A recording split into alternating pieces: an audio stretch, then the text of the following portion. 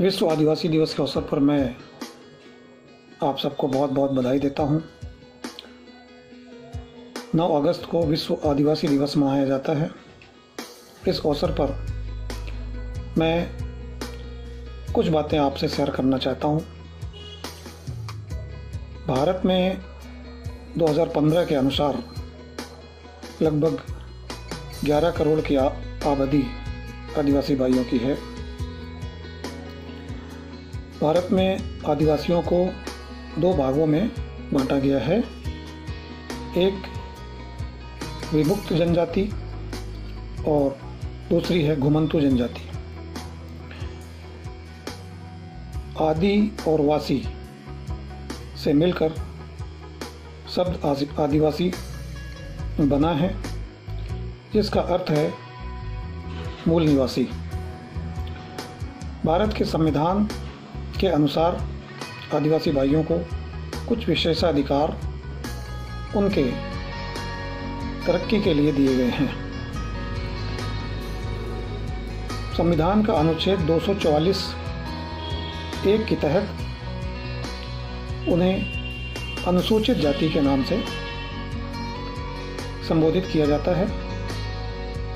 संविधान की 5वीं अनुसूची के तहत परिसीमन करके अनुसूचित क्षेत्र घोषित किया जाता है, जहां पर आदिवासी भाइयों को कुछ विशेष अधिकार दिए गए हैं। इसके अलावा सन 2006 में वन अधिकार अधिनियम भी बनाया गया है, जिसके तहत वन संपदाओं पर आदिवासी भाइयों का अधिकार प्रदान किया गया है, जैसे तेंदुपत्ता संग्रहण, गोंद संग्रहण, वन भूमि में निवास स्थान बनाने का अधिकार। इसके अलावा नदी तालाब में मछली पालन का अधिकार भी दिया गया है। इसके अलावा विधिक सेवा प्राधिकरण ने भी अनुसूचित जाति, अनुसूचित जनजाति के लोगों की मदद करने की ज़रूरत महसूस होने पर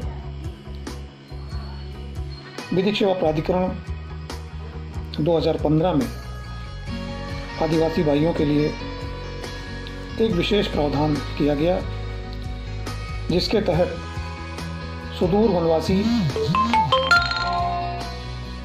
भाइयों के लिए निवास स्थान की व्यवस्था, बंधुआ मजदूरी के खिलाफ कानूनी लड़ाई लड़ने के लिए सहायता देना,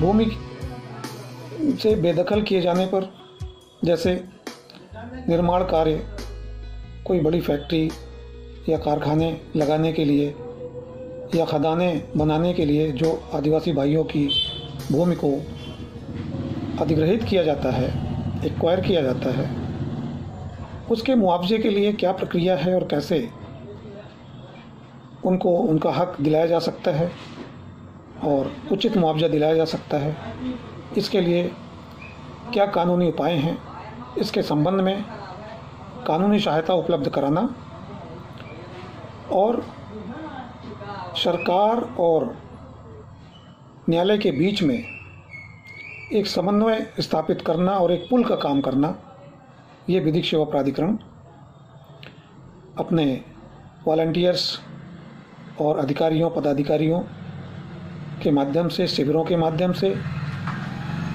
कानूनी रूप से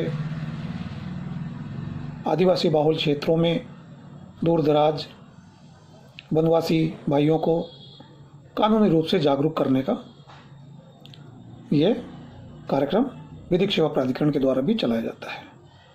तो इस तरह की किसी भी समस्या के निराकरण के लिए हर जिले में एक ADR कार्यालय खोला गया है। तो विकल्प के रूप में अन्य प्रावधानों के साथ ADR कार्यालय में भी आप अपनी समस्या के निदान के लिए एक आवेदन दे सकते हैं। निश्चित रूप से आपकी समस्या का समाधान मिलेगा।